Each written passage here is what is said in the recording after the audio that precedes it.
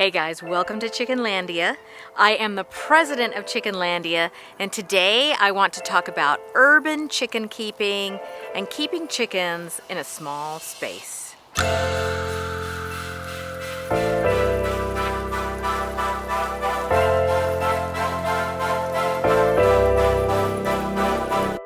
It's cold, it's rainy, it's the Pacific Northwest. In case you guys don't know, I live in Bellingham, Washington. That is about an hour and a half north of Seattle and about 20 minutes south of the Canadian border. It is a lovely area to live in. I love Bellingham. It's a really quaint little town. Bellingham is actually pretty chicken friendly, which is good. I live just outside the city limits, like literally like a block outside of the city limits. I do consider Chickenlandia to be an urban flock. It is a small space that I have these chickens in, and I live in a subdivision. So it's basically like living in the city. I think keeping chickens in the city is like so awesome, and I really encourage everybody that can do it to do it. But there are a few things that you need to consider really to make it easier on you and your chickens. So I'm just gonna take you through my little chicken yard and talk about some things.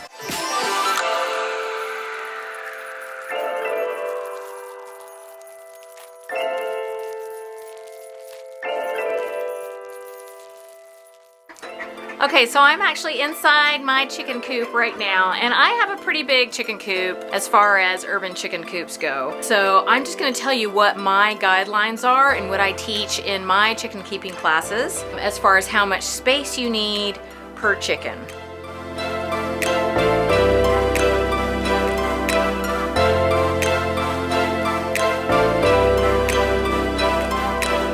So a good rule of thumb is 4 square feet per standard size chicken inside the chicken coop. Now, if you have a chicken run where the chickens have lots of covered space, where they have many areas where they can get out of the elements, then you might be able to get away with a little bit less space in your chicken coop.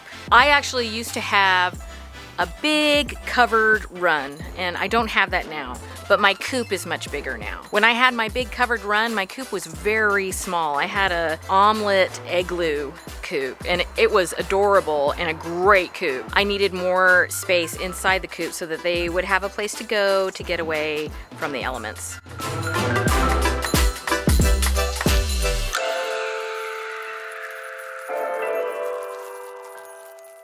Keeping chickens in an urban environment means you have to be considerate of your neighbors that are much closer to you than there would be if you lived out in the country somewhere. Keeping that in mind, I like to have a coop that is big enough so that I can leave my chickens inside the coop until about 7 o'clock in the morning, so that they're not out here making noise in the wee hours of the morning when my neighbors are trying to sleep.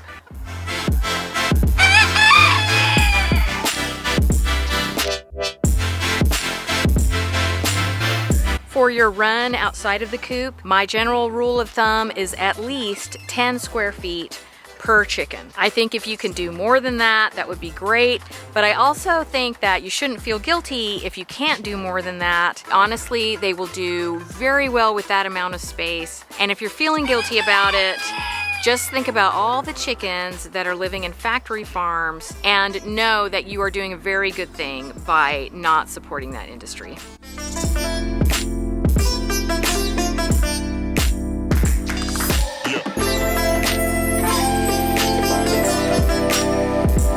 Super duper important. Please, just because you are in an urban environment does not mean that there are not predators everywhere. Definitely there are raccoons in the city. They have adapted so well to the urban environment, and they are just ready to eat your chickens. You definitely want to lock your chickens up at night. Make sure whatever coop you have is very secure. If a 2-year-old can get into your coop, a raccoon can. One very serious predator in the city are dogs. There are a lot of feelings about this, but as you know, if you've been following my channel for a while, I absolutely love dogs. We have 4 adorable little dogs, and they are not to be trusted with my chickens. I've actually had some issues where my own dogs have killed my chickens. And that was a horrible lesson to learn, but it was an important one because now I can pass on to you what I learned. Dogs can dig. They will dig underneath your fence.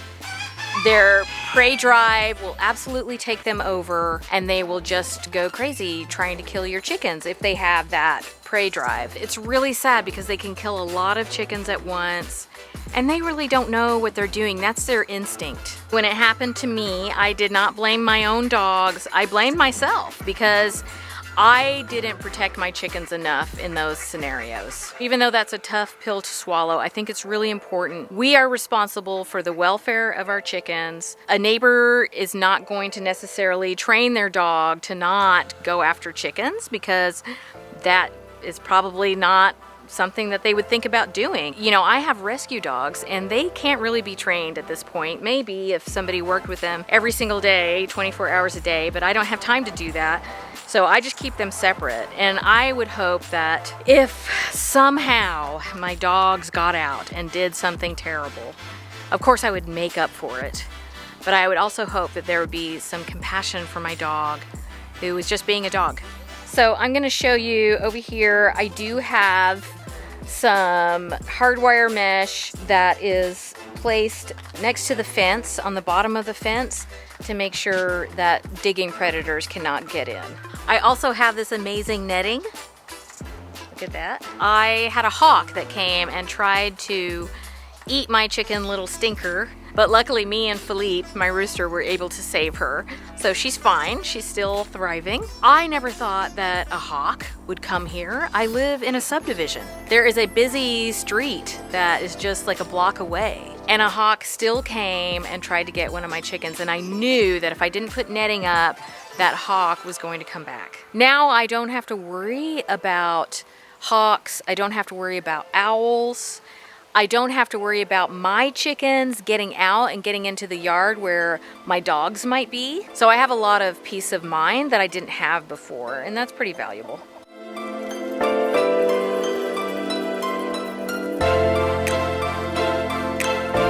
One big consideration in the city, as well as the country really, is rats. You do not want to get rats, and you really don't want to get rats in an urban environment where all your neighbors could be affected by it. It's not good. So one of the things that I do is I do not feed my chickens more than what they can eat before early afternoon. By early afternoon, they really should be done with their food. They should be done with any scraps, unless it's the winter where it's cold and you want to give them a little snack before bedtime. I would try and make sure that after about 3 o'clock in the afternoon, they're just foraging and pecking and scratching for bugs, and there's not a lot of waste in your chicken yard or food left out overnight.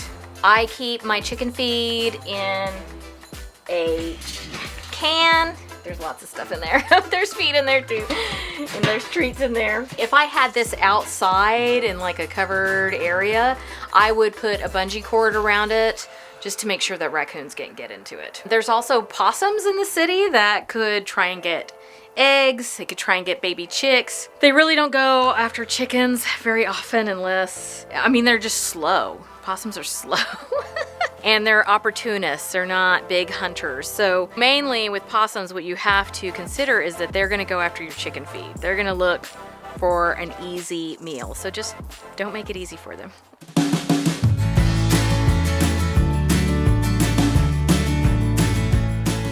Since your chickens aren't going to be on pasture, there's going to be some things that they are missing in their lives. Make sure that they have lots of enrichment in their area. You might want to put some extra roosts. You may want to put in some salad bars. Lots of people like to tie a head of cabbage up so they can peck at it. Just things to keep them from getting bored. Because they're not out there pecking and scratching in the pasture, they're missing out on some nutrients they would be getting from that experience. What I like to do is make sure I'm taking very good care of their digestive health. I offer some immune boosting herbs. I offer some herbs that are known to keep parasite loads down, and I also will give them sprouted grain as a supplement, and they'll get lots of nutrients from that. You may have noticed that I have roosters. Yes, Philippe, I'm talking about you. My neighbors are absolute saints. They love the sound of roosters. I also do not let them out really super early in the morning. I really look forward to the day where the sound of a rooster is an accepted city sound. If we're going to say, okay, we want to live a more sustainable lifestyle, we want to be more conscious about the environment, then we're going to have to make some changes regarding what we find acceptable in an urban environment. And one of those things, in my very humble opinion, is the rooster crowing. Check out my shirt. It's my birthday present. Oh, can you not see it? The truth is out there.